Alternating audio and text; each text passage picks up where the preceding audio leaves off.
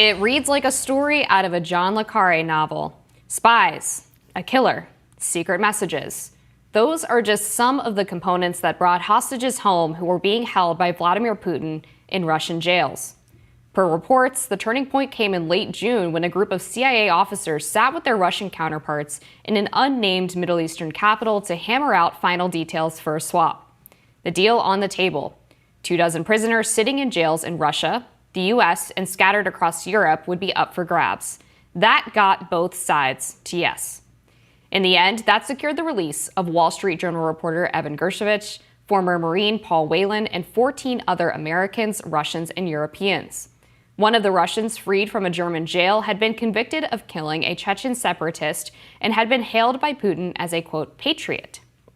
Under the night sky in Washington, the hostages got off the plane and ended their own chapter of their horror story in Russia. Paul Whelan had this to say. It didn't feel real until we were flying over England.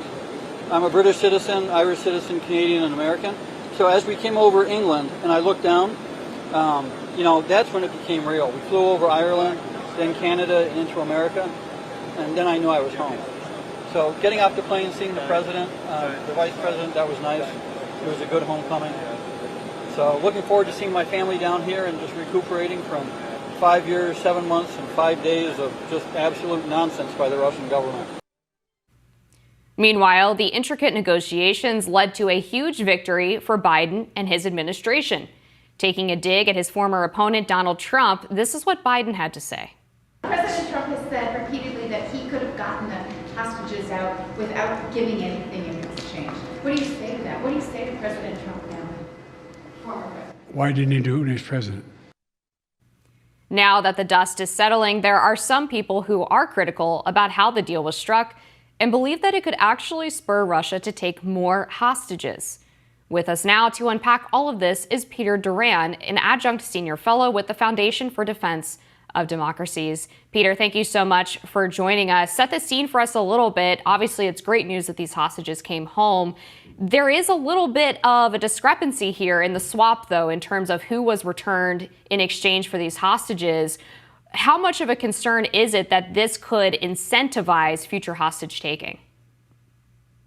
Well, thanks for having me. Let's talk about the good news first. Absolutely. All Americans were delighted to see our people come home and return to American soil. And I think our hearts go out to all of the families who, for the first time in many years, are now reunited with their loved ones. These were individuals who were illegally held by the Russian government and held out as bait for a negotiation. And I think that's the difficult problem here, because we have violated the iron law of American hostage negotiation in this deal, and that is don't pay for hostages. The risk here is that we incentivize more hostages being taken in the future so that more families have to go through this pain. And that's what we should avoid.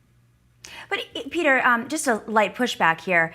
If that were the case, then why didn't Trump do anything to try to get these hostages back, especially since he has this quote unquote, relationship with Putin? Could it perhaps have something to do with, in the instance of the person who was being held, in Germany? Is that because they had to deal with the German chancellor and Trump's relationship with allies around the world was much weaker and he wasn't willing to create those kinds of circumstances to have a multidimensional hostage release? I think that's a great question. And when you go back and look at the German government's response to the Biden administration's initial request to release a convicted murderer who had assassinated someone in broad daylight in front of witnesses in the middle of Berlin. This was an individual who was a refugee in Germany, and their killer was in prison under a life sentence. Mm-hmm. And so the German government thought it was morally perilous to release someone back into Putin's custody after he had violated the sanctity of German laws. So when we look at the Trump administration versus the Biden administration, we can see that the Trump administration was reluctant to pay for hostages, whether through swaps or direct payments. Contrast that with this current big deal. Yes, it's historic, but it certainly comes at a high cost. Right. And this is not the first time, of course, that we've had a situation like this during the Biden administration. Brittany Griner, the American basketball player, was swapped for Victor Bout, who was a Russian arms dealer known as the Merchant of Death. So clearly they are not afraid to continue to take Americans at this point. When we're looking at the mindset of Vladimir Putin in terms of these trades, it seems like he is not even willing to negotiate unless he feels like he's going to get some kind of lopsided victory. Right. So what is the right approach here, if not to incentivize the hostage taking, but also while recognizing that Putin might not even come to the table unless he feels like he's going to get something better than what the U.S. is getting back?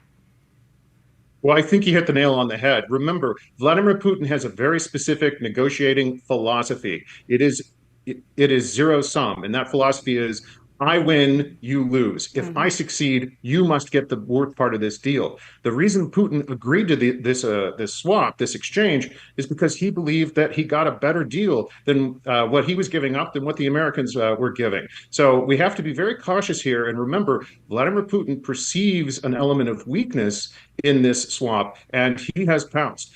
Also remember, he tried to exchange, he tried to return that Merchant of Death you mentioned, Victor Bout, under the Trump administration, and Trump said no to the deal. Yes, it's terrible that an innocent individual, in this case Paul Whelan or Brittany Griner, had to remain in illegal custody in Russia. But again, you cannot pay for hostages, otherwise you create an incentive for more families to suffer this pain. And that's why Aaron Gerskovich was taken hostage. 4 months after swapping for Victor Bout, Vladimir Putin gave back Brittany Griner, and yet then he took another hostage. So this cycle will continue until we close this bazaar for hostage negotiation and trading.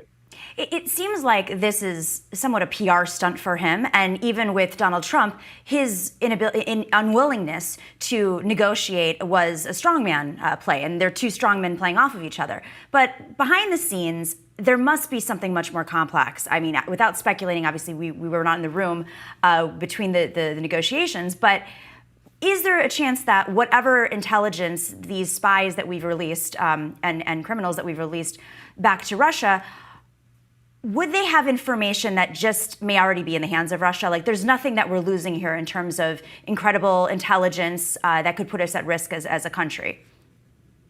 Yeah, that's correct. Remember, back during the Cold War, we did swap spy for spy. That's a typical pattern that has been established. That's different than swapping innocent individuals, innocent American citizens, for spies and convicted murderers.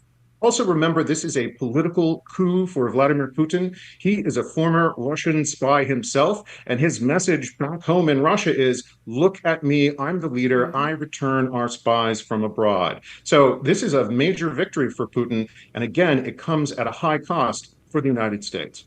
Is there also a possibility of this having some kind of impact, or at least a signal as to where Putin stands in regards to the Ukraine war? We've seen that Zelensky has sort of walked back his assertion that anything less than restoring pre-war borders would be a major loss to Ukraine. Putin perhaps is interested in coming back to the negotiating table. Is this maybe a sign of good faith to some extent that those talks might become more real?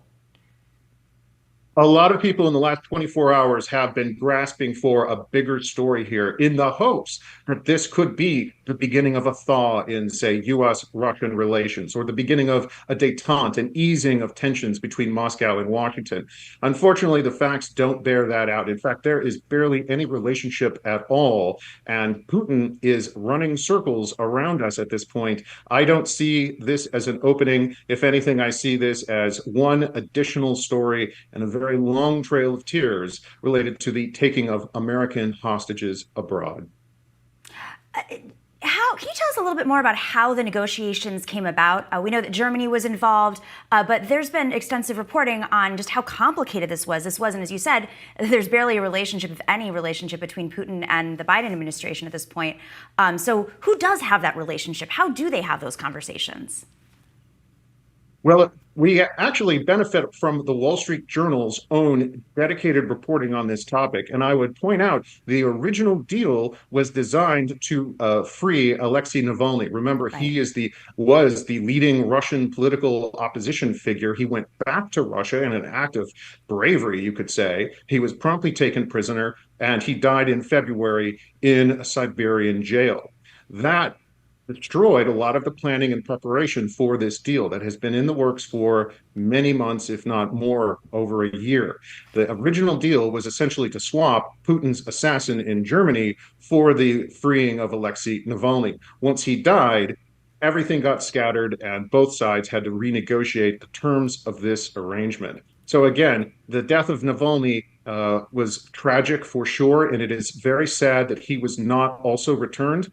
He didn't survive Putin's prison, but the others, including additional Russian dissidents, they have been freed. That's good, but the cost is tremendous, especially since Navalny was not included in this swap.